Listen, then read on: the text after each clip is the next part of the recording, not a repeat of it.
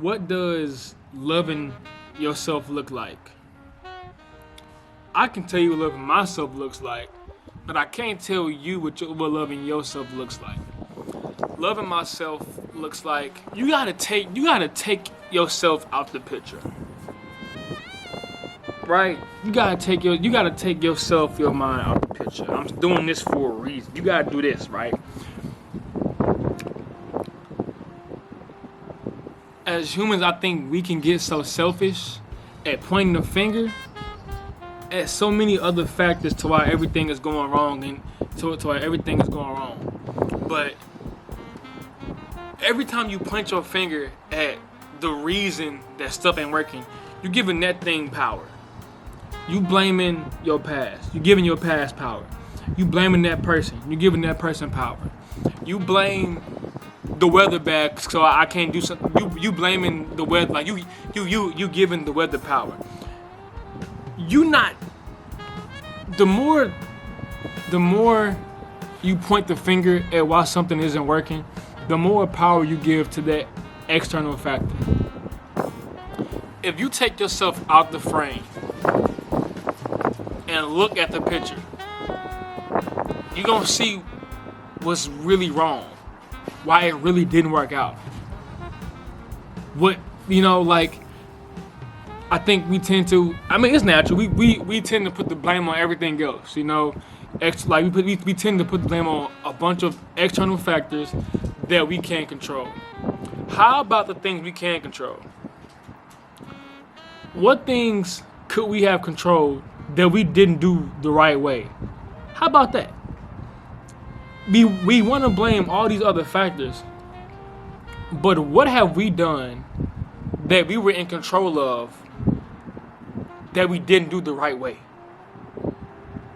That's when I think about that to myself, I feel more at ease pointing the finger at myself, giving myself the power of, you was in control of whatever happened, you messed it up. That gives me more peace because I can now control what I do going forward. I can't control what the weather doing going forward. I can't control what that person does going forward. I can't control anything else that I already couldn't control, but myself, right? And that gives me a lot more peace. And knowing that the things that I can control, I didn't do the right way. So this is why I'm in this position now. Because when you really think about it, when you point the blame at everything and everybody else, and never yourself, how is that really working on yourself? How can you blame other people and other things when you haven't done the right things that you were in control of doing? I think one part of self-love and self-growth is analyzing yourself, is realizing what I did wrong. What did I do in this position that made this thing not work out? What I did wrong. And it takes a bunch of humility to say, like, hey, this my fault. This on me. It takes a bunch of humility. It takes someone to be humble to say, yeah, this on me. You know? And then on top of that, if you did nothing wrong, if you was a complete saint,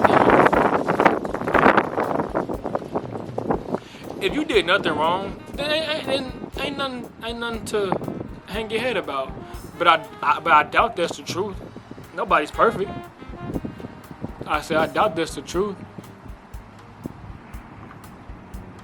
I think that what I've done best at is trying my best at excluding myself from the world, to where I do have this peace of mind to hear myself talk to myself, instead of looking at a YouTube video or a TikTok video and like, what does this video say about my situation?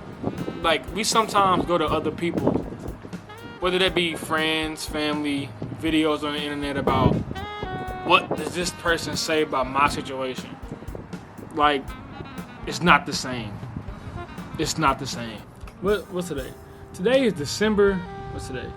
Today is December 16th in St. Louis, Missouri.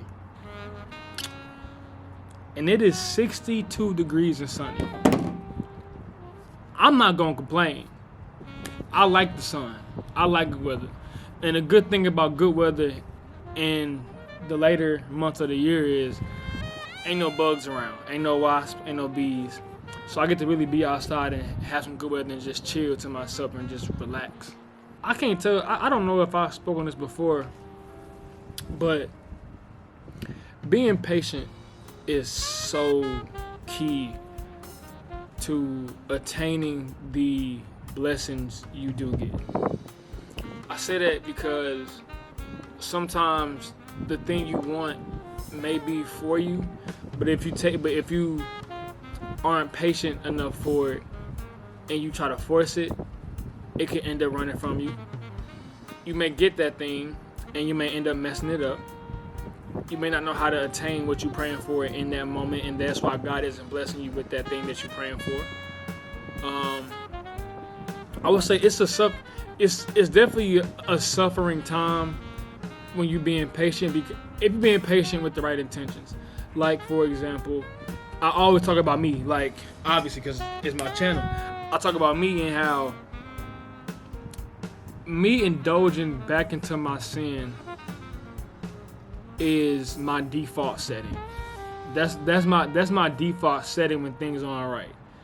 What I'm going through right now, if I was indulging back in my sin, I wouldn't be in no park. That's for sure. That's 100% true.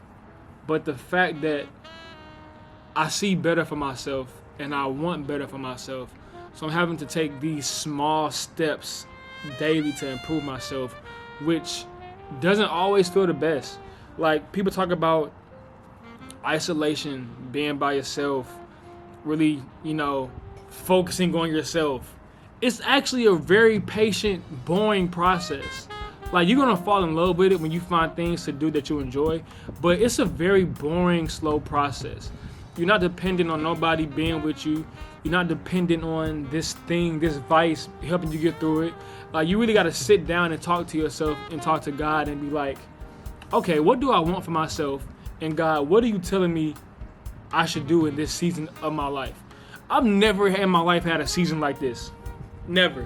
And I ain't gonna lie to you, if I knew I would have had a season like this, I wouldn't have done the things that I did to get into this point. But that ain't how life works. Everything happens for a reason. So things had to happen to where I get put down and get sat in a season like this, to where I'm having to be forced to focus on myself if I want to become better. If I want to be the same person that I was in the past, keep doing what I'm doing, and nothing gonna ever change. It'll be just a never-ending cycle of the same old thing, and that's what I don't want. It was a saying that people always said in middle school, high school, like, insanity is doing the same thing over and over again, expecting a different result. I'm living my life the same way my entire life, and the same thing keeps happening, but yet I'm expecting a different result. That's insanity. I should be in a mental hospital if that was the case. To a certain degree, my old self is dying. I'm in the process of killing my old self, which is somebody I knew for majority of my life. And then now I'm trying to have the faith and courage to be this new person, not knowing if it'll actually be beneficial for me. But having the trust and belief in God, because I'm following Him, that it is, I have to have that faith.